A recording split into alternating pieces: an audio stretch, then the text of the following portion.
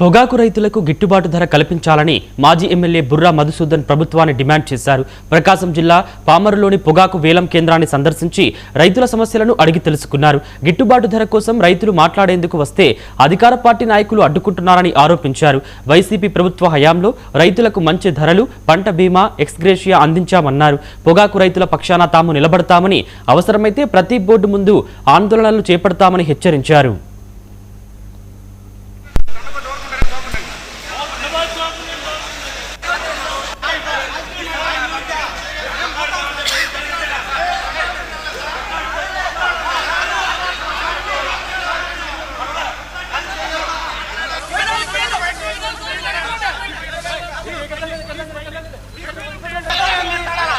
అవసరం